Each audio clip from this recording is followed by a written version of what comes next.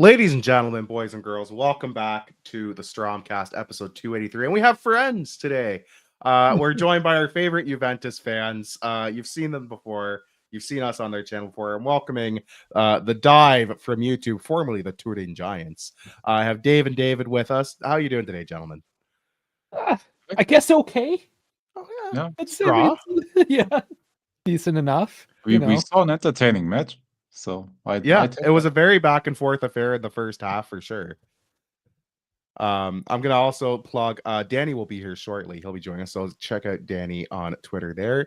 Chris and Sam, our usual co-hosts, could not make today. But you can follow them there. Most importantly, follow us all things Alvalade, AT Alvalade. And also make sure you check out Offside Originals for your digital football print needs. CONCACAF collection launching this Friday. Get fired up. In preparation for the World Cup, and then after that, it's the European collection. And God help me, that's a large one I've undertaken.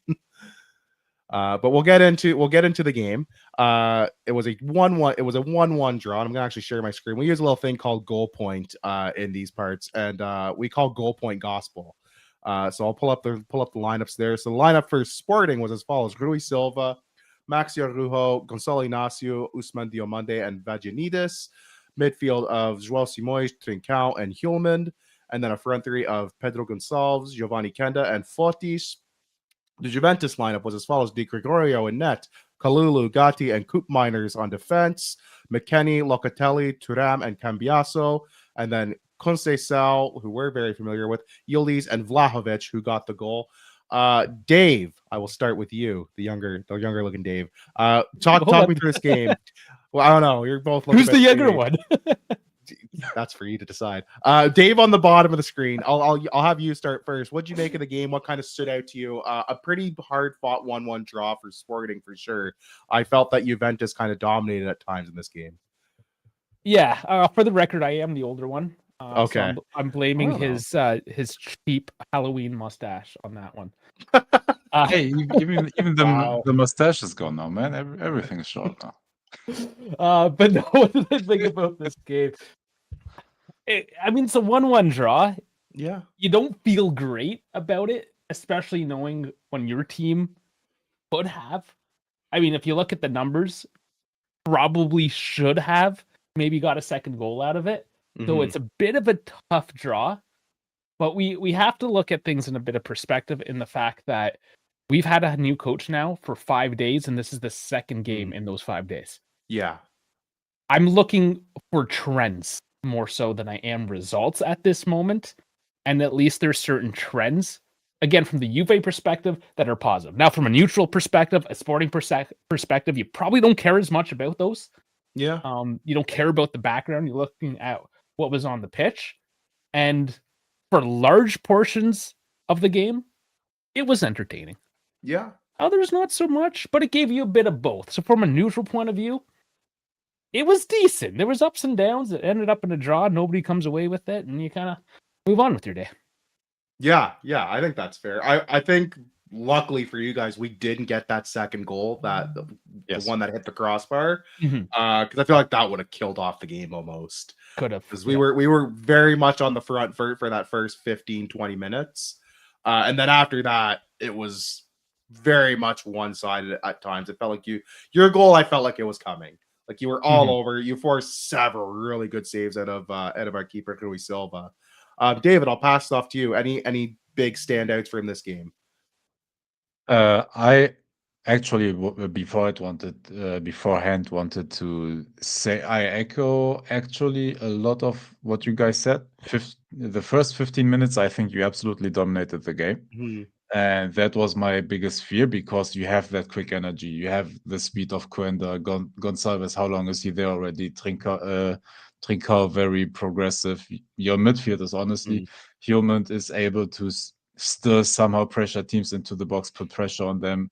And you have very progressive fullbacks as well. So you can attack with speed. And that was in the short pre-game we had. That was my biggest fear. And you use that for the first goal, basically. But after that, we kind of gained control. We were able to manage the game a bit better, and we were bombing forward all of a sudden. and saw also some new stuff from Spalletti. So honestly, he is my first standout because it looks like offensively the team is revamped and we attack with a bit more versatility and energy. And that's how you saw all those crosses to Vlahovic, all of a sudden triangles being built on our wings and being able to isolate our wingers versus your fullbacks basically and get them into dangerous positions in your box. And I'm kind of disappointed that we didn't score more besides that one goal because there were a couple of shots.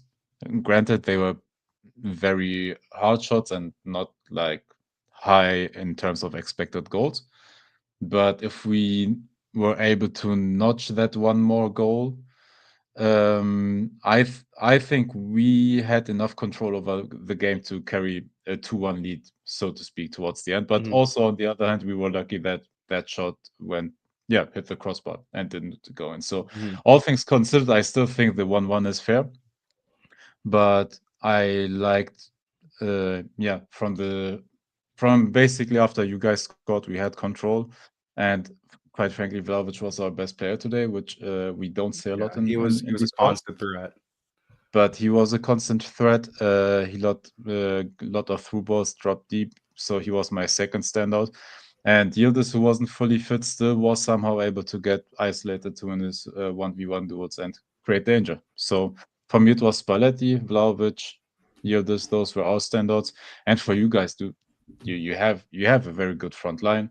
There's a reason you are only 3 points behind Sporting. I know, behind Porto. I know you lost to them, unfortunately. Yeah. But yeah, you're basically only 3 points behind, and you are a very good team. And you constantly reinvent and get young South American player that somehow work out. Yeah. Our scouting has very much come through in the last couple seasons. Danny Saldana has joined the call. Danny, welcome to the Sorry, I'm late, guys. You were still mourning the Blue Jays loss. I was mourning the Blue Jays. I was just recovering from this tie. So. Buddy, I'm mourning the Blue Jays as well. We did a watch along. That was German Dave's first baseball game. We did a watch along. Oh wow! I dropped to my knees. At first, I was pacing in my living room back and forth. And then I don't remember the last time I've dropped to my knees in my living room like I did for this game. Yeah, I can imagine it's a great game to watch for a neutral. Yeah, I just hope you don't join the Dodgers bandwagon. Oh, I don't do shit like that. I don't follow success. Good man. So Danny, we're just wrapping up kind of. So what did you make of the of this game? It was 1-1 tie. I mean, I felt like if they got that second, we were going to be cooked. Oh, of course. We do horrible chasing games, like historically and even in recent memory. So I'm glad I'm kind of glad it stayed 1-1. Also, because I was the only one who got a point prediction because of it. So I would never root for the downfall of my team, though. But I'm still used to downfall. I don't care. Points. I was actually the first thing I wanted to say to the Juve boys was I thought Vlahovic had an incredible game. Yeah. Which I know is something that hasn't been said for like the better part of maybe 2 years. 3 years, maybe 3 years, right? So it's nice to see. Maybe under Spalletti, he's gonna sort of have this resurgence. He is becoming a free agent though, so it's contract year. We'll see. But on the other hand, if it doesn't happen under Spalletti, under who? Like Spalletti is the coach that has an offensive idea of football. If he can turn Vlahovic into anything consistent, then there's no coach that can. So if you're looking for a coach that can get the most out of him, Spalletti would be near the top of that list. Mind you, though, again Canadian here. I want Jonathan David to get some minutes in a top European team, but it's also not looking good for him. He had a decent header in this game right towards the end. I think that was his one. That was his one chance. Yeah. So this is one of these things with the new coach, new system that you're looking to kind of get those reps in. Where David and I get you. Obviously, we have 3 Canadians here, 3 Canadians and 1 German. I don't know how that happened, but crazy. We're missing our American and our British guy today. So it's too bad. Round it out. But yeah, I totally get that bias. It is Juve's first Canadian on their men's senior team. So it Yeah. is a big deal for us. Yeah. But we have to remember that he had a good season last year. He popped off for a single season, and now he's made that step into a much more tactical league. I mean, the Italian league is known for being hard to adjust for, especially for an offensive player. Yeah. And yeah, there's some fans calling for his head already. I mean, yeah, let's just relax. Coaching changes. The club's not in great shape. David is not the only one that has been poor. Okay? Yeah. So, let's hold our It's because I think it's partially because like he's the sexy new. He was supposed to be the sexy new signing. So unfortunately, when things don't go the club's way, you kind of default to whoever is being paid the most if they're not quite living up to the price tag. It just kind of comes with the territory. Also, you're an American, whatever, North American in European football. Things are going against you. Yeah, you already have a bit of a target on your head. Like, yeah, but Italy's been a good stomping ground for the North Americans, at least the Americans, especially for the Americans. Yeah, you know, especially the Americans for sure. France, I guess, more so for the Canadians, but yeah, France and Belgium for the Canadians. The zone commentator today was mentioning how like Jonathan David's already been linked to like a move out of Juve. Yeah, we're talking about like Tutto Sport and like Corriere dello Sport and those really trashy sport. Like just not the great sources. The tabloidy one. It's Tottenham and Bayern are interested. Okay. Does Bayern want Jonathan David? I don't know. German David. He doesn't feel like he doesn't feel like he would. No, there's nothing to. Bayern is actually interested in Vlahovic. Yeah. Getting I feel like a Jonathan David wouldn't fit very well in the. No, he wouldn't. Like Bayern likes a target man. Like Harry Kane is a very heavy luxury for them with how deep he drops and just distributes the ball. But Bayern was always known for having a clear-cut number 9. And honestly, if Kane right now is playing still like he's in his prime, but if he happens to retire or go back to England in 2 or 3 years, there's a replacement waiting for you. And honestly, like Nicholas Jackson is on loan from Chelsea until the end of the season, and he needs 40-something starts for the obligation to trigger. So that will never happen. Okay, they need the strike anyways after the season, but not right now because they have Nicholas Jackson right now as the backup. So the Bayern links are, from what I heard, not true because I didn't hear anything. Fair. With Jonathan David, but because Vlahovic is the actual target. Guys, it's November 4th, right? Like, it is still. We still have another international break to go. Yeah, and also we didn't even talk about how it doesn't make any sense. We literally have no money to buy another striker if he happens to leave. So, just Manchester City. Just find some oil prints for the infinite money glitch, and then you're fine. Just find loopholes, and then when UEFA asks you to present the books, just say no, and then they have to take you to court. It's fine. We have a crypto king trying to buy us out right now. Oh, that's even better. I love those ones. Those ones are so much fun. Nothing suspicious about that. He now owns 15% because we're publicly traded. He owns 15%. Oh yeah, you guys are a publicly traded team. That's right. Yeah. So maybe something will happen. Maybe something will happen. Yeah, I love those. A Juventus coin is coming soon. Yeah. Well, if it's not already in the market, then I'm just not. There's fan tokens. There's true. There is fan tokens. Inter's jersey sponsor is like one of those fan token companies. I think still. Yeah. Like, which is now owned by Brookfield, which is our prime minister's company. So it's all connected somehow. Hutter woke nonsense. What happened to the game I love? What happened to sponsors like Pirelli and just like Carlsberg and stuff? I miss those. I long for the days of cigarette companies and beer. Well, I have to look up the sponsors now because they're all these startup crypto companies. It's all these places you've never heard, like outside of maybe a handful of the big clubs. You're like, oh yeah, like I know that airline or that betting company or whatever. But even like some of the betting companies, I'm like, what the hell? Where the hell did you come from? Like our sleeve sponsor this year, Whitebit, and it's got it's a yellow whale, I think maybe. The logo. I was just like, what is that? I think David Hey, Wilson is like, what is this?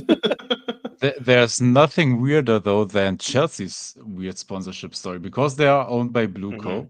Literally every sponsor they could get is a conflict of interest because Blueco owns everything, houses, betting they have some companies sort outside of like the share Emirates. and everything. They are involved in Saudi Arabian oil money and all of that stuff. And I bet you guys know that because they bought Quenda with that weird money now for next season already. So, dude, Chelsea's doing all weird stuff, and they don't even have a shirt sponsor. So, yeah. No, they're American owned too, which is another topic. Yeah. I won't add too much to this game. I thought that our goalie Rui Silva saved our ass, especially in the first half. You guys had the wicked header. You had 2 or 3 really good chances, especially following the 1-0 goal. And you guys just kept pouring on the pressure, like you guys had alluded to as well. It wasn't like a ton of high danger chances after that. Once you made it 1-1, which is too bad because you guys really controlled the game. I thought on the Juventus side, I really like Yildiz. He was a very fun player to watch. Kalulu and Thuram as well were very impressive for me. I think on the Sporting side, you guys mentioned Hulman, and for me, he was one of the men of the match for us. I'd also give my secondary to probably Trincao just because he was all over the pitch when we were attacking.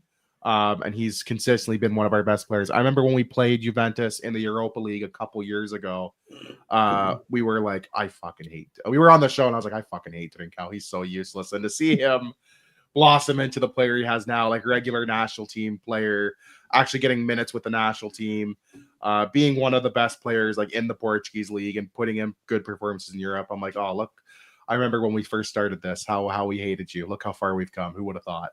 But no other thoughts in this game. By the way, I would have never guessed like him playing a bit more of a central role. Like that is a bit of a new manager. Basically, our manager has basically put him in as a cam. Even this Kenda kid, he didn't have a great showing against you guys today. No, but it wasn't his best game. He like floats from the wing, and then like the coach will also move him inside as well. So yeah, this coach has been very good in terms of getting our attacking. I mean, this game wasn't a great showing of it, other than like those first 15 minutes. I mean, we were dominating possession for a little bit, and then I felt like there was a point in the game where I had to count how many Juve players were on the pitch because it felt like there was like 12 or 13. It felt like every time we got a ball, it was like 2 or 3 guys just like right away on us. It did feel very impressed with a guy for a while. Fair. It didn't help when you had a couple guys consistently starfishing on the pitch. Oh yeah, but come on, this is Portuguese. This is Portuguese tactics. That's too down. and just since I'm throwing at you guys, you notice the only guy on Juve that liked to throw himself unnecessarily on the ground was Conceição. Yeah, I wonder why that is. There was a point where I thought he was about to score. I was about to be so pissed. I would have lost. One guy I don't want to score, by the way. He wanted it today. You can tell he wanted it. Oh, he hates. Him and his dad hate. His dad hates. That doesn't shock me. Like there was like borderline brawls. Yeah. I had a buddy basically said, and I think it was true. Like the Trincão off the bar was basically Juve's alarm clock to wake up, and then from there on it was just Juve controlling basically the game. And then in the second half, we had our moments in like trying to dominate possession a bit, and then we had a few attacks, but ultimately left to nothing. But yeah, if it wasn't for Rui Silva today, our previous keeper from last season is currently at your rivals in Turin. I'm not sure if you guys have noticed Israel.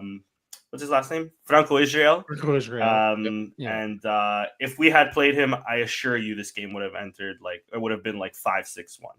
It would have been a close game till it started. Yeah, exactly. It would have been horrible. So Rui Silva saved us. The only other guy I want to mention from Juve, because Yilmaz is Yildiz, I should say, is just incredible. Koopmeiners has been also pretty. He was really good today in moving the ball. He's so good at I thought he was a midfielder for like the longest time. I don't know if this is a position change. Oh, he was. It's a position change, right? So this is perfect. Okay. Like I don't want to ruin your flow. Tell me everything about Koopmeiners.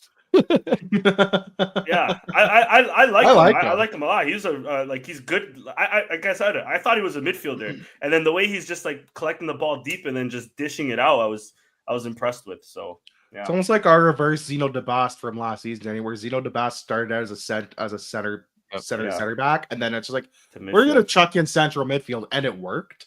And it was like, okay, like cool. It kind of was a success. This is the second game okay. that he's played that position, both under Okay. Spalletti. Spalletti Mm, got that idea from the national team.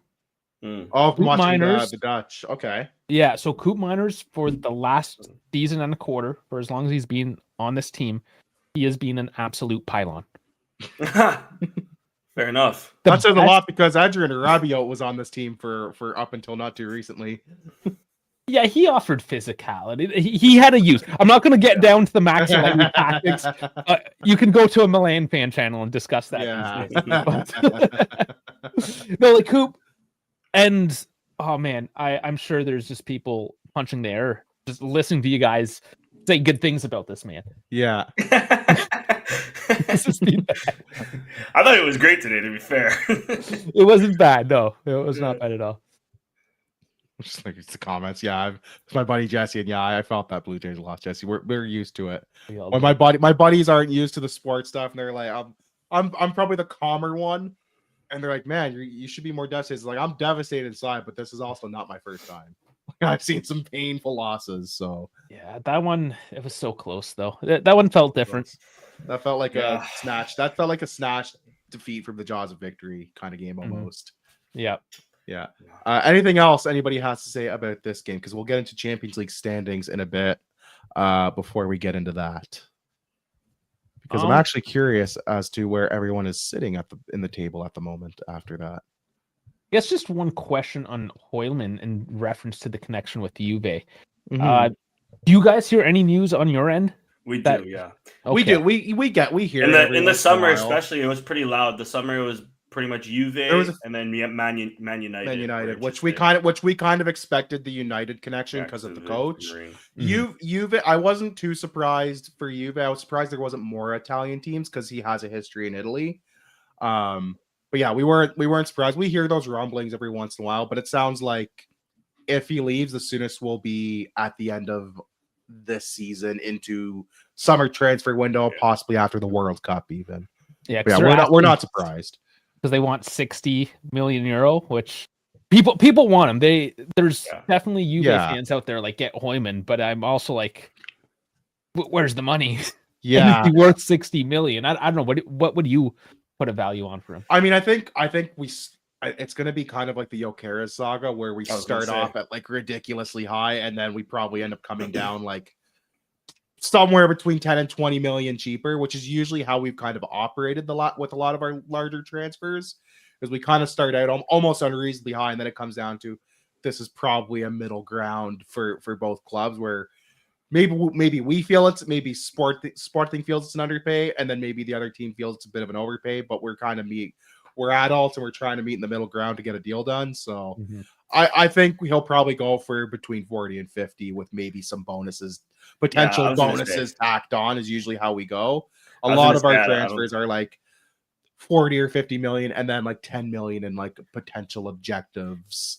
Juve might be a little unlucky because English teams are interested. Yeah, if English teams are interested, maybe you can get 40. Said in our stream, like there's no chance like competing with them, and it's a World Cup year, and if he has a half a decent showing with Denmark, he's gone.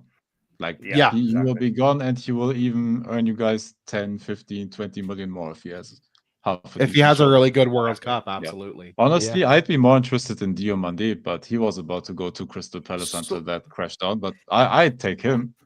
He's a great center back, and he's coming back from injury right now too. He's so young too. How old is he actually? 21. Right? He's 21. He like when we bought him from he was playing second division in Portugal on loan from a team from the Danish first division. So when we saw this, our instant reaction was, is this a money laundering transfer? Because this feels like a guy who's going to be on like the perennial loan carousel, and then he like almost instantly stepped in and like became one of our key center backs when we were playing a back 3-2 and had a boatload of center backs ahead of him on the depth chart. And he's actually, because we've kind of shifted to 4 defenders at the back, like 2 center backs and 2 full backs, as opposed to 3 center backs and then 2 kind of wing backs. He's actually been the defender who I think has adjusted best to the change in formation, that change in tactics. Because I think Gonzalo Ignacio has taken a bit of a step back, especially early on this season. Zeno Dabas has been hurt off and on, so we haven't really been able to really see enough of him. And Eduardo Quaresma is a guy. He exists. I like him, but he's just been kind of a dude for us. So he's probably been the one that has adapted the best to the tactical change. And whoever gets them, you're getting a guy who is 21 and already plays like he's 25, 26 years old a lot of times. He is a little rash, his decision making sometimes. He's prone to a silly red card and almost cost us a couple games in the title race last season. But it comes with the territory when you're a young, very much still developing player. But whoever gets him, whether it's this summer, next summer, whoever, they're getting a hell of a player. Like, they're going to get an awesome player who will just be a rock on defense for a long time. We need one of those. Yeah. Long story short, fuck these little English teams trying to steal the players from like the European giants, because they should not be on like a Crystal Palace at all. It's funny because all the English teams get mad when they lowball anybody outside of England, and like an Italian team or a Portuguese team or a Dutch team or even a French team will be like, well, no, we refuse your offer. And they go, what? They just can't believe that we would that any team would possibly stick to their guns. But I'm offering pounds sterling. Do you know? I'm offering pounds sterling. Yeah, you know what? We get euros in these parts. That's like the same. So the exchange really doesn't make a difference. But I think actually sometimes you guys wait too long to accept the offer. For example, when you was it 2 years ago when you had 70 something million for Ignacio on the table from Liverpool? We had a big deal for Marcus Edwards. Edwards too. Yeah. Marcus Edwards, probably if we had sold him at his height, we would have got I'd say between 40 and 50 million, Danny. Like there was some English teams that would have overpaid because it's the English tax at that time, and we sold him for 10 million. And I'm like, man, I really wish we had sold high on him. Like, we did not capitalize on that at all. We've done that a couple. Jovan Cabral's another one, Danny. Like, we should have capitalized on Bubble Jovan. I'll even a name more known that these guys will probably have heard of before. Like, we could have sold William Carvalho to that one hurt. That one hurt. All those years ago for like 40 million, and then we end up like 16 or something because he got attacked. So he got attacked. And we just wanted to avoid court because I don't think we could afford the lawyer fees at that point. We're just like, give us whatever you can, we'll take it. Like, that was a whole and very similar with your enemies from the same city. Like, they waited too long to sell Antonio Silva, for example. Like, his stock went down dramatically from a few players. But then at the same time, they sold João Neves really quick for 60 million, and now he's like maybe the best. And everybody at the time even thought that was an underpay. That was one of the few times someone underpaid. Oh yeah. They got when they made that transfer. I'm like, you didn't get what you could have got for this guy, and now he's one of the best midfielders on the planet. Dude, it's crazy how they sold João Neves for that amount, but cashed in everything for Enzo Fernandez. Makes me so glad that Roberto Martinez plays him as a wing back. Brings joy to my heart that Roberto Martinez takes the best midfielder on even for us though too. We sold Nuno Mendes to PSG 40 million or 30 million or something. 30, maybe 40 actually. Okay. I think it was about 40. Yeah, now he's and it's best like left back in the world, undisputedly the best left back in the world. So yeah. What, don't worry. You don't think Philip Kostic is the best left back in the world? Oomst. He had a great game though off the bench. He did. Goal, to be fair, he did have a really good game. To be fair, so that's another Spalletti thing. So he's barely played for us. He came from Fenerbahce last year. We loaned him out, trying to get rid of him. Spalletti comes in, starts him at left wing back, which allows Cambiasso to go on his natural right, which he didn't even do this game, and he ended up getting man of the match. He got his mini Yeah. little trophy given to him at the end of the match. You know, like No. where did this come from? Yeah. Sometimes that's all it takes though is just a change in coach, change in philosophy to unlock something in a player. Like we've had players like that too, Danny, where we've had a different coach come in and suddenly it's like, holy crap, like where was this the last like year or 2 years or whatever. Sometimes that's all it takes. It's just a bit of coaching change and that bit of philosophy, sometimes just a new voice at the end of the day. You guys are in 6th at least. Yeah, I'm gonna pull up the Champions League standings right now too, as we finish up this matchup. So standings are as well. So Bayern, not shockingly, in first place. Who best could team have? in the world right now. Yeah, Arsenal up there at 12. I pray every day for their downfall. Just the most the most unlikable fan base in football. I 100% agree with you. PSG, thank you. I hate them. Arsenal fans are. I saw an Arsenal fan say that if Arteta wins the Premier League, he's one of the best Premier League managers of all time. Like fuck him and fuck. I'm like, you need to go. I'm like, you need to go. You should be locked up for having that opinion. No, for having this wrong opinion. No, actually, like F them. They are like this is the 6th or 7th year of the Arteta tenure. They spent also almost $1 billion, but laughing at all the other clubs that spent all that money for a goddamn FA Cup. So shut the hell up. Sit your ass down, son. I saw that on TikTok, and I'm like, I know you're doing this for the clip, but you should be locked up for such a wrong opinion.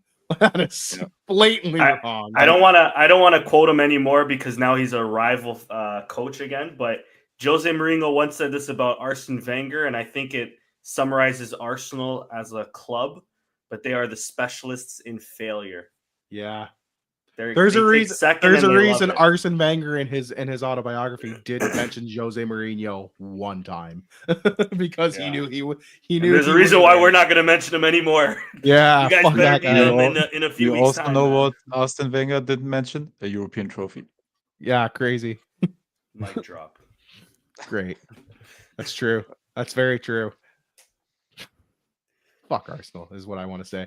Back to Champions League things. PSG, Inter, Real Madrid, Liverpool, and Tottenham and Dortmund round out the top 8 who go through, get the first round bye. And then after that, Man City, Sporting, Newcastle, Barca, Chelsea. Look, where the hell did Karabakh come from? That's crazy. Galatasaray, PSV. Oh yeah, that's right. They have the Benfica win. Did they play Paphos? I believe they played Paphos. They might have played Paphos as well. I think that's what it is. I expect some of this to change. The bottom is crazy. Ajax at the dead last is shocking. You skipped over 23rd place there. I know. I was coming back to it. This is rough. This is going to be like, because you look, it's like 23rd is on 3 points, but it's like we're on 7. You need about 12 points apparently to make it, more or less. It's gonna in this new format, which I thought I would hate more than I do. You do need at least double digit. You need to get 10, 11 points minimum. I think we squeaked in with 12 last year, Danny, if I'm not mistaken. Yeah. Like we squeaked it. I mean, we made it a little too interesting. We threw like 3 games in a row until the last day, and then we still barely got through because other results went our way. But yeah, you need at least 10, 11 points to get through. I feel like who's left in the Juve schedule? You have Benfica. So I'll say. So next game is away to Bodo Glimt.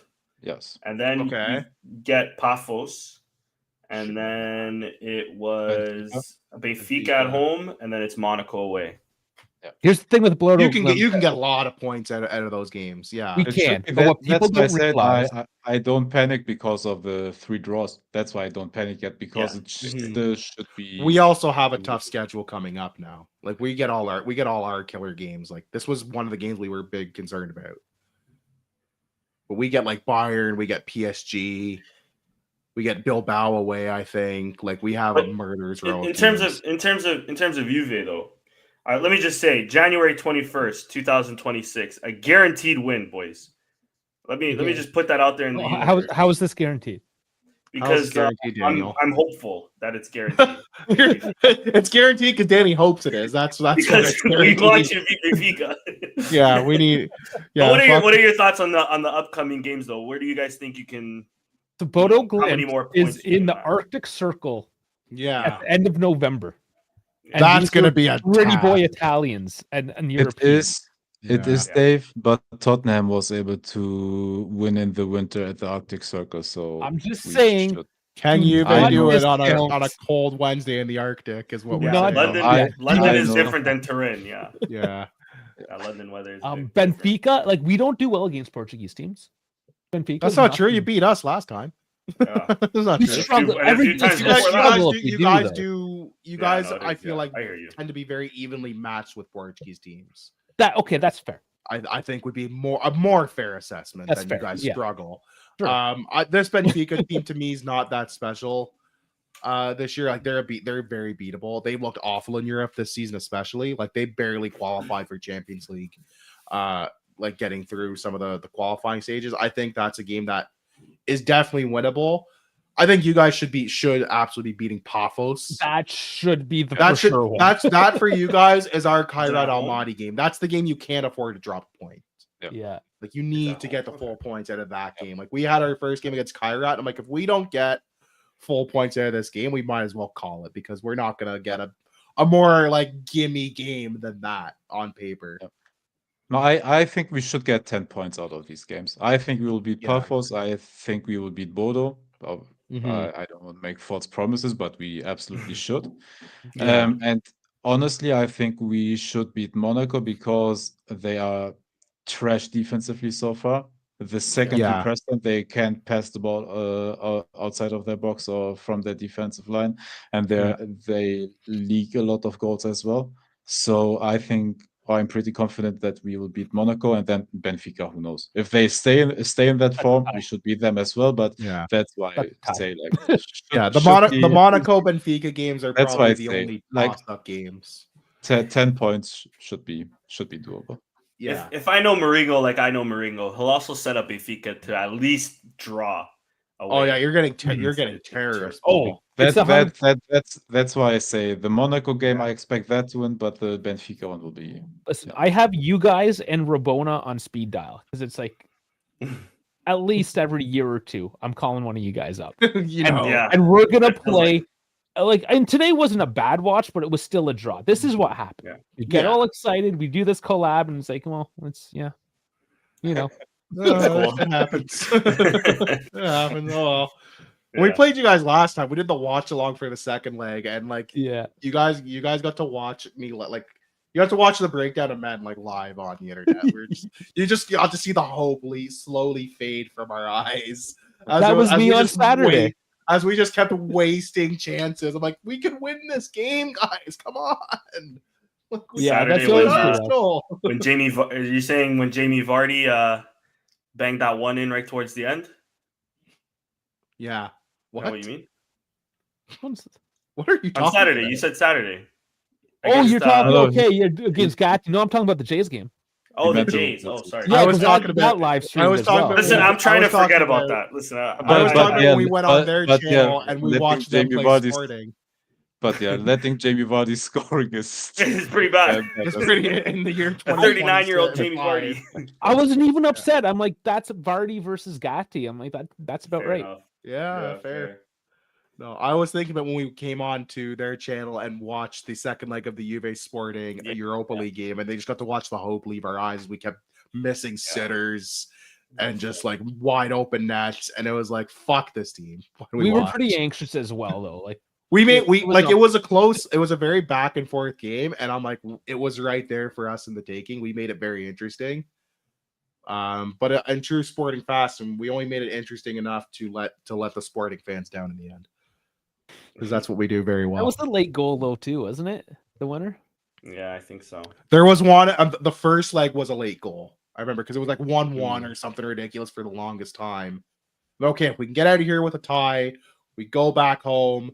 We got a good chance, and then we let in I think it was an Adon like howler too, Danny, probably. And I was like, well, that's probably it. Now we got to score 2 at home, and I could doubt we do that. Like, and then we had a million, like a kerbillion chances at home to score, and we just didn't score. We just got shut out, I think. So it was very disappointing. Somewhat similar about right. today. We had Yeah. 18 shots, 9 on target, and Yeah.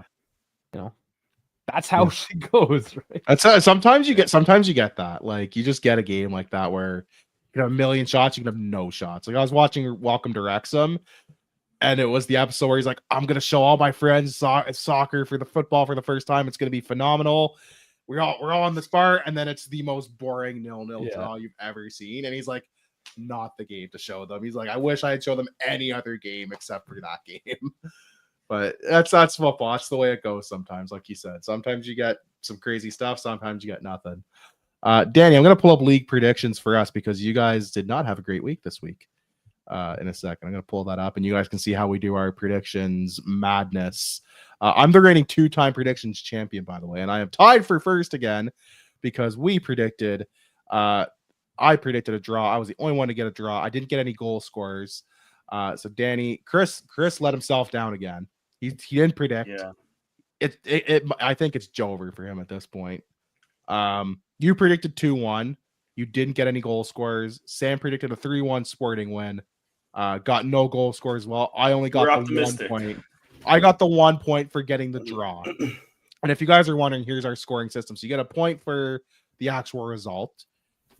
You get an extra 2 points if you get the exact score line, which doesn't happen often, but we've had it a few times. Any goal score you predict for Sporting, because we don't predict all the goal scores for every team, it'd be too much.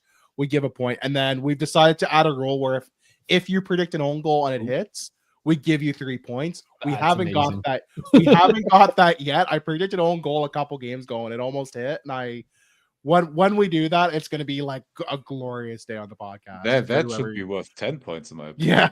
Yeah, honestly. Are you allowed to use it as you wish though? Like there has to be restrictions on it. You can't just like throw it out all the time, can you? No, we could. I don't. No one really does. I think like one of us throws it out every couple weeks. I'm gonna be honest. That might be my game plan moving forward. Actually, just own goal every week. My game plan has just been like, all right, 5-0 wins. Just put down a bunch. Try of and get as many guys goal score. You know, Sam did that one time. As long as you don't get minus points, why not? Yeah, we don't do any. Why not? But yeah, Sam one time predicted like a 5 or like a 6-0 win, and I'm like, Sam, are you okay? Like that's kind of a crazy prediction. Like this is a decent team we're playing, and then it ended up 5-0. And I was like, holy shit, he got like all the goal scorers. He had like an 8-point week or something ridiculous. It was fucking phenomenal. Points for the Alverca game as well, Danny. So Chris actually got a point for the result. I forgot to predict. I got nothing.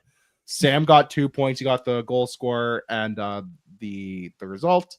And you got just the result. Well, you didn't have any of the goal scorers. So that's where you stand. So we're all tied on points at 22. Me, you, and Sam. It's a fucking dogfight this year. And Chris is at 11. He's got some ground to make up. I think it was like by last December. Yeah. By last December, I had already had like a 10-point lead, I think. So this is a lot closer than it was this time last year. Like I think I ran away with it and they were like, let's just call it at like March. Like, we'll keep going. Like, we got to finish it out and see it out. And yeah, I was like, I finished like 20 points ahead of you guys. I think we're battling for the Champions League places. You were battling for we're battling for Champions League / avoid like relegation essentially. Any news and notes we got to get to, Danny, in the world of football? I know I'm going to be honest. I just kind of wanted to ask the Juve boys one more thing, and then I don't know. We could pretty much call it a pod there. Yeah, but with especially with Spalletti coming in, with how turbulent your season has been. How optimistic are you guys, and where are you guys thinking you're finishing this season? Like I was saying, you're 6th. The top 4 is insane in Italy right now. It is, yeah. Yeah, it's close too. It's incredibly close. I'm looking at it now. We're all equally bad is basically what that is. Yeah. It's like who wants it? Who wants it least? Yeah. No, us too last year. Yeah, it's always more interesting, of course, right? You don't want the runaway seasons, even if it means your team has to struggle a little bit. It does keep it exciting. Mm-hmm. We've seen. I mean, look at the Blue Jays. Everyone talked the Blue Jays. The first 2 months were absolute trash, and I gave up on them in like May. You know, yeah, me and me both. So you don't know. You don't know what's going to happen. It's still early in the season, too. It's still so kind of early. It's so early that we haven't fired a coach this early in like 70 years or something like that. Oh, wow. So, yeah, like this is still an anomaly. Even though we've gone through this carousel, it is still quite an anomaly because of how, like the time frame essentially we've put in this new coach, and the fact that, okay, let's go back a couple. You go back to Max, you fire him, you get Sorry, get rid of him. You get Pirlo, you get rid of him. You bring back Max, keep him for a couple of years, get rid of him. Then you bring in Motta because you want this new fresh thing. You're going back to like this whole Sorry idea, Sorry like ball, like new 272, whatever that hipster ball crap was, right? Yeah. He didn't survive. Oh, Tudor. He was using a formation you used to see in like the 50s when it was 2 defenders, 8 forwards. Yeah, like nothing made sense. It was all hipster. And then we're like, okay, we're going back to basics. We're bringing Tudor. He's a true Juventino. He drove 10 hours from Croatia to make it here to sign his papers. Who cares? He sucked. He's gone. We've actually hired a coach that's been in the business since 1994. Yeah. And he's actually won something. Recently, holy shit! Recently too, he's won stuff. In modern football, with a really modern built team in that Napoli team. So let's see. I predict the Napoli team was a lot of like his Napoli team was so fun to watch. Like I really enjoyed watching that. That was a flash in the pan. Well, fortunate for us, but like unfortunate for the football world. But yeah, like everything, the stars aligned that season for a Napoli that was getting made fun of. Yeah. Even throughout that season, we were all betting against. It was like, there's no way they're flopping after Christmas. They ran away with it. Napoli, because they've done historically they've done that. Like but it was like a 30. They were on like a 30-year drought or something, if I'm not mistaken, or more. More. Exactly. Oh, yeah. They've only won like 4 titles, and they finished second like a million times because Juve got 1 more point than them. It was always and that was it. It was always the late season, mid-season collapse that would do them in, and it was like they peaked too soon kind of thing. Whereas the last couple Napoli title teams have just kind of kept it at a nice level and peaked at the right times. So that's to say, and that's to always say with us. This is kind of like one of my phrases that I always use whenever talking about Juve. Is cautious optimism. I had cautious optimism when Motta came. I had that cautious optimism when Tudor came. No, all turned out bad. No, you don't know. Not David's pulling out the receipts. We exactly knew what would happen with Tudor. we did know. At least Spalletti, there was a bit less caution and a bit more optimism. Yeah. It's also like you see how familiar he is with Italian football. Like I remember him when he coached Roma, which makes me feel so incredibly old.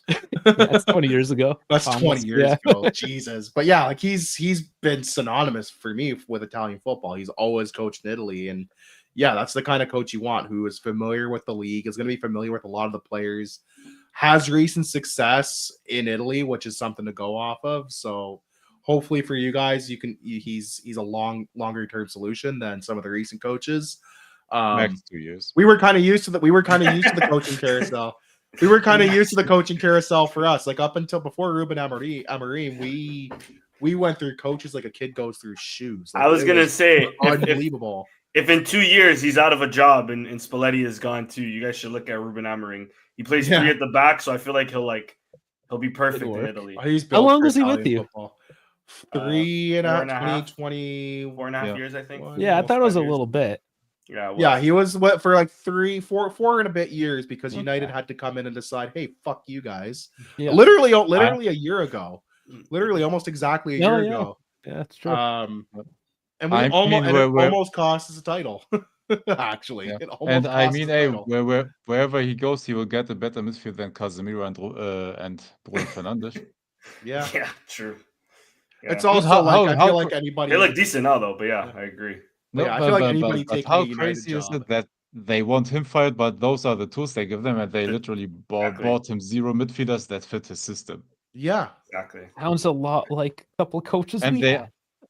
Was it a lot like United has a problem doing that? Was it Amorim that sold Ugarte to PSG? Yes. Yeah, it was. Yeah. Yes, that was right. His player. And they thought it's gonna be a good idea to get him that midfielder back that somehow. Yeah.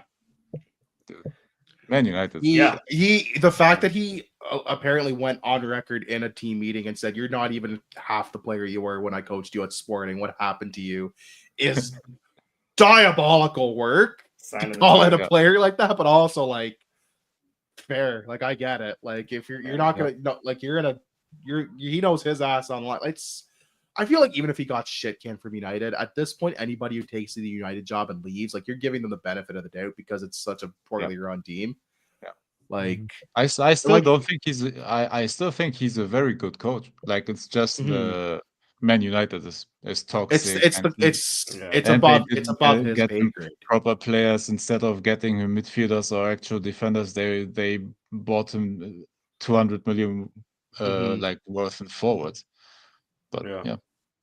No, they're going to be all goals, no and defense. English fans don't help in that too because English fans are impatient. They just look at the results. Absolutely, yeah. English fans are probably historically the most impatient and vocal for stuff like that because the second something doesn't go their way, they need to protest or do something. It's like not everything goes your way. Sorry, like life's tough, man. Get a helmet. Like I don't know I don't know what to tell you.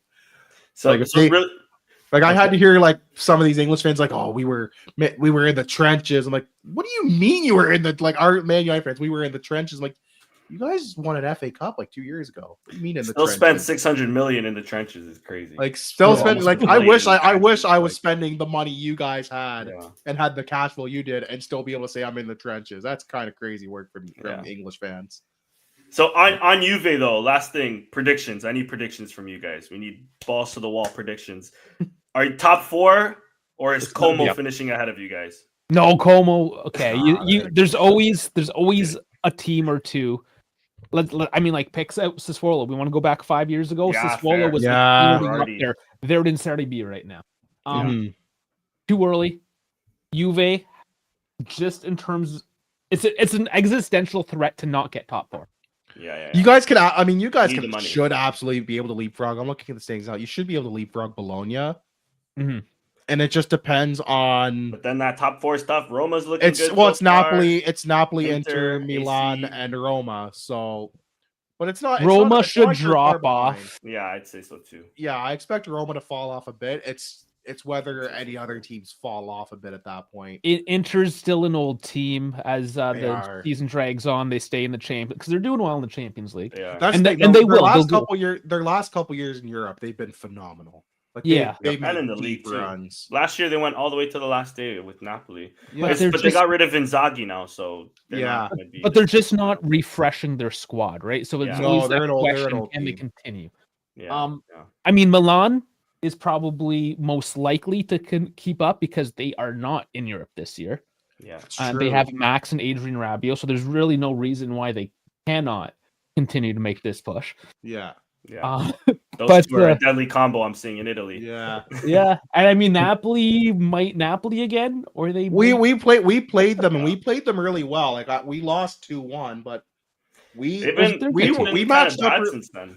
We matched up surprisingly well with them, and we only lost because our goalkeeper decided to just go out fucking to the woods or whatever on a cross. Well, we forgive him because today in Italy he made. Today he saved her. I mean, after that he saved her ass a couple games, but like we matched up with them really well. But I expected them to slap us up. Just given their depends on the day, last though. Season. Right? It depends on the day. But yeah, like they look like I've watched a couple Napoli games this year because we get the games here in Canada on Tele Latino, which is awesome. They just show like 8 games a weekend. Yeah, for like nothing. So getting to watch them, like they're a fun team. I wouldn't be shocked if they kind of keep up. I think they're the form for sure. They'll stay in the mix. I mean, they're the defending champions. Yeah, they'll definitely stay in the mix to that. They've won 2 of the last 3, if I'm not mistaken, right? 2 of the last 4. Yeah, last season was Napoli. Before that was Inter. Before that was Napoli again. It's been in the Napoli Inter kind of flip flop. I remember. And before that, I expect them to stay in the hunt. Yeah. I think Dave, you made a great point. AC Milan not being in Europe, that will probably play a factor fatigue wise, because if Inter go deep in Europe, that's going to definitely play a factor in their games as the calendar gets more congested. Here's a hypothetical though. Now it means that Rafael Leão also has more time to work on his rap album. So is his focus going to be all on AC Milan? Oh, that's funny. See, I was going to bring him up because he seems to be on a bit of an upswing with Max. Yeah. So He's like balling if Liao pops off again, like we know what his capabilities are. He's such a hot and cold player. He's a streaky player. And if he gets hot though, like what does that mean for Milan? They all of a sudden start climbing, and who knows, right? Like it is one of those seasons. If he gets hot, he'll find a way to get the second yellow for a dive in a crucial game over there. It's okay, and it's okay if he gets hot. Portuguese in him, baby. And it's okay if he gets hot and stays hot. Roberto Martinez in July, don't worry, you're going to be sitting on the bench for Joao fucking Felix. No, but if he gets hot, hopefully, he gets hot towards, he starts heating up, and because we'll need him for the World Cup for sure. Yeah, we need him on the bench for Joao Felix to start and ruin my life again. That's what we need. Yeah. Fucking Haram ball Roberto Martinez. That's why. It's going to ruin our fucking World Cup for me again. Bastard. Anyways, I'm not bitter with him. I feel like it's crazy how with that team you haven't brought in a proper coach, man. It's crazy. We could have brought in Mourinho. I would have taken Mourinho. He would have at least been able to get guys to run through a wall. I'm looking at Mourinho coach Benfica right now, though, and I'm kind of glad we don't have him. I'm not gonna lie. He's not. I don't know if he. I still think I would have taken him over Martinez because Mourinho can get guys to run through a wall. Roberto Martinez wouldn't get me to run through a piece of paper. Like he is just so fucking milquetoast, lackadaisical, and boring. At this point we have to stick with him because he won the Nations League for us. So I know we won. It was like we won, but at what cost? Kind of thing. It was like we won, but now, damn it, we're stuck with him now. Yeah.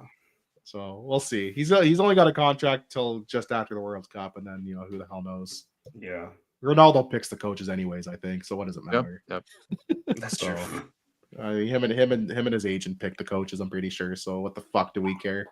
He's going to be Piers Morgan again. Nothing means nothing. As long as he's scoring, it somehow it keeps working out. That's the thing. I seen since we're on Ronaldo real quick, I seen a quote today that came out that he said he wants to only get married after the World Cup with the World Cup trophy there. And I'm trying to think, like, are you marrying Georgina or are you marrying the World Cup at this point? Because yes. Yes. So can't wait. Georgina's free. I'll take that quote has potential to age like milk in a desert. Just if they crash out like the round of 16 or like the group stage, that's gonna age so poorly, and that's just gonna keep coming up. You can't be saying internet never forgets, man. Hey, but if he wins it, everybody will say it's cheated and corruption by the FIFA, like it was for Messi. Like for Messi. Yeah, that's Look, true. And you know what? If someone sat there and said that World Cup was fixed, I'd be like, yeah, they've fixed World Cups before. Maybe not FIFA directly, but there have been matches fixed at the World Cup. Hey, I wouldn't mind them fixing another one for me so we can't tie Brazil, but yeah, yeah, true. It's funny because I was reading I have a book somewhere in here. And it talks about match fixing. It talks about the Calciopoli scandal, talks about the Portuguese match fixing scandal. And the author actually was speaking with actual like people who had fixed matches in like Malaysia and stuff. Mm-hmm.